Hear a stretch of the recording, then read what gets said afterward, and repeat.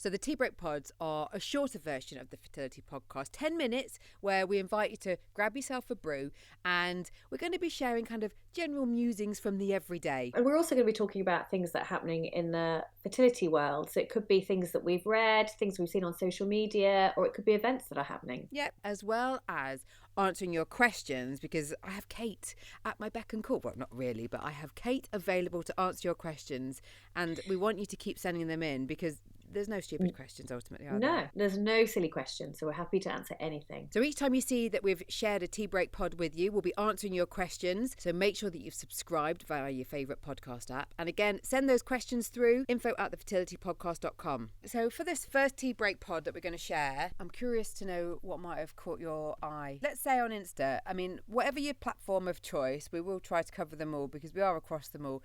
The TTC community is so prominent on Instagram that there's so much stuff happening. No, absolutely.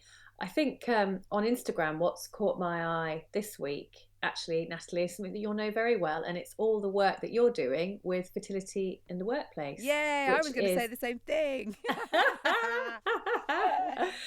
Which is amazing. I'm so pleased that this at last is being highlighted and there's going to be some action into this and you guys are promoting it, and it just looks amazing. And already from what I can see, you've got some backing behind you, some great, well, you can tell me where this is heading, what your plans are with it. Well, it's early days, but we've launched a new account called Fertility Matters at Work, so do follow. And the aim of it really, there's a twofold aim. From your point of view, we want to know what's been going on with you, so the whole conversations that are happening at work, and we're trying to help employers know how to facilitate these conversations and how to support you on your fertility journey. And I'm working with two ladies that you might already know on Instagram. One is Defining Mum, who is Becky Kearns, and Claire Ingle, who's IVF at Work on Instagram. They're both HR professionals and so smart.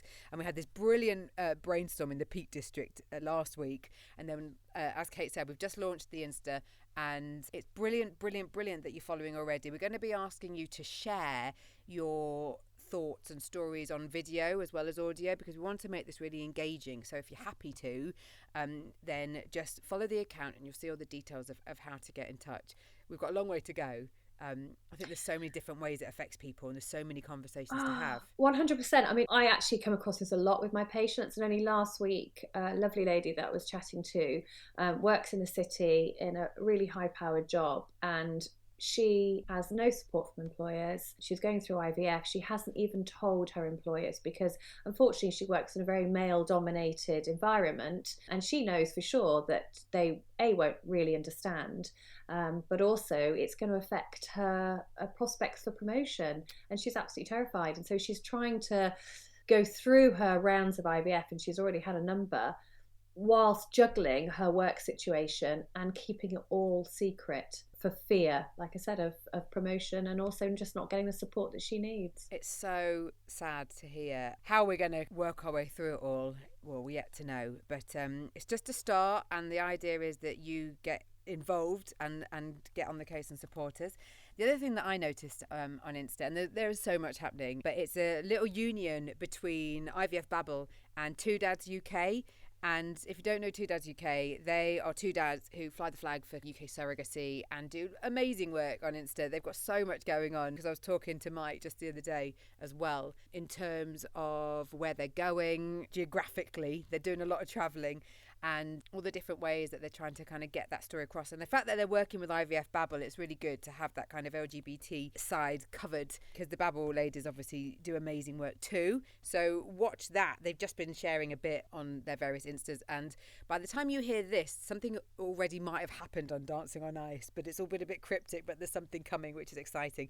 It's just so good to see the different collaborations between people. I think that's really exciting to see on Instagram when you work out that someone has gone there and is, and in the same way, we're sharing our first episode of the year, which was Lucy from Mother of One, the Rainbow Running Club, which we've both discovered on here. So there's just so much to find, isn't there? Absolutely. And I need to give a little shout out for my lovely friend Caroline, the Kitch Hen. She makes these most beautiful biscuits, as many of you will have seen.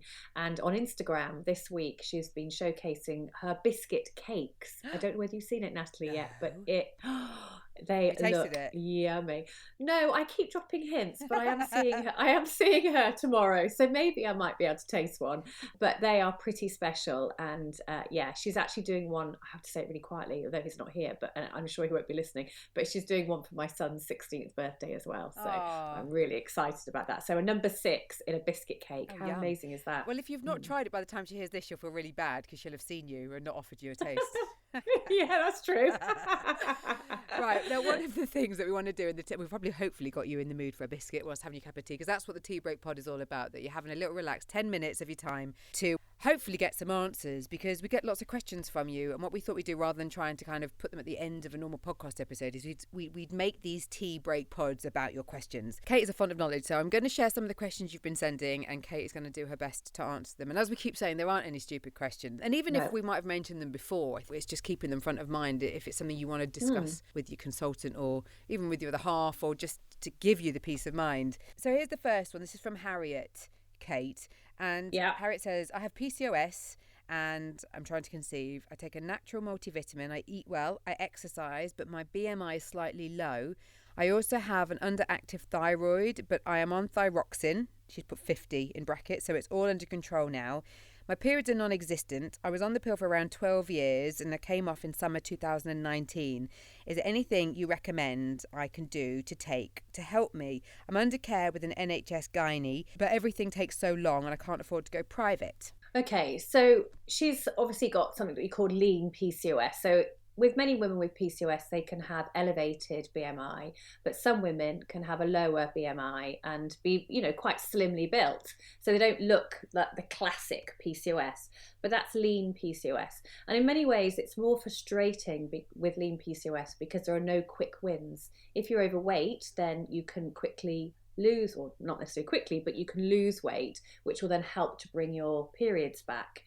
If you're already of lower weight, then that is slightly more difficult. But one thing that I would suggest to her is that she looks into taking inositol. So inositol is a supplement which is amazing for women with PCOS. It really helps to bring back a cycle. It helps to promote good egg quality. It also helps with a lot of the PCOS symptoms, so excess bodily hair, acne, mood issues. It also helps to promote good sleep. But what I find with the majority of my patients is after about 3 to 4 months of taking inositol, they'll regain a cycle and regain ovulation. And for her, that's the most important thing, because she needs to start ovulating to get her period, to get periods back and to conceive. Obviously, if her BMI is on the very, very low side, then she would need to put on a little bit of weight to have a bit more estrogen circulating around her body, because estrogen is actually stored in fat, so that she can regain that cycle as well. But it depends on where on the BMI spectrum her BMI is sitting. But if she's very underweight, then putting weight on will also help. All right. Well, we'll put links in the show notes to what Kate's mentioning as well, if you are on the move, just so you know like how to spell it and to look it up and to find out a bit more.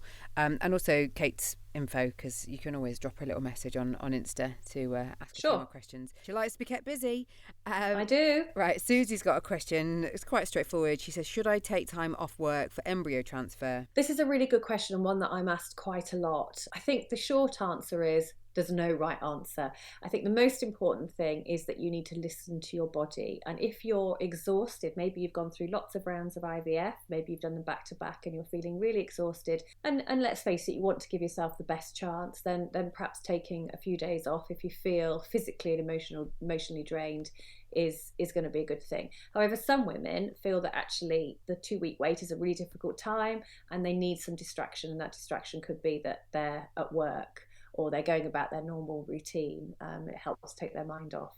So I think at the end of the day, see how you feel, listen to your body and make the decision based on that. All right. And finally, Karen wants to know, how do I thicken up my uterine lining? Okay, so this is a really good question. A lot of women struggle with uterine lining thickness when they're having IVF, especially if you've had IVF treatments or taken Clomid, then that can make your lining of the womb slightly thinner.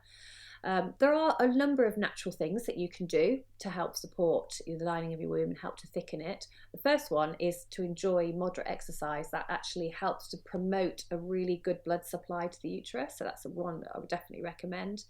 Definitely reduce your caffeine intake because that having excessive, if caffeine affects your circulation, so you want good circulation to make sure you're getting the good blood supply to the uterus. Avoid using seasonal allergy medication because they're designed to constrict blood flow. So if it's a summer and you do suffer with allergies, try not to take your antihistamines unless you're going to be very poorly, clearly. Acupuncture can help to improve the lining of the womb. A fertility massage, I don't know whether you've ever had one, Natalie, but I had one a little while ago by a colleague of mine because I wanted to be able to recommend it, and she said you need to try it before you recommend it. And I had the most, do you know what, most relaxing massage I've ever had. And that fertility massage really helps to promote, again, good blood flow to the uterus because you're massaging your abdomen exactly directly where the uterus is. Make sure you're a healthy BMI. If you've got a low BMI, that can reduce your estrogen levels that we just talked about. So you need good estrogen levels for a good uterine lining as well as good progesterone levels. There is some research, actually, it was a study in 2010 that showed that supplements vitamin E and L-arginine can help improve uterine thickness in women with a thin endometrium lining of the womb. So that's another thing you could potentially look at and try. Good stuff. Handy tips. And like we say, no question is stupid. So keep them coming in. Just email info@thefertilitypodcast.com and we will be back with more tea break pods answering more of your questions very soon.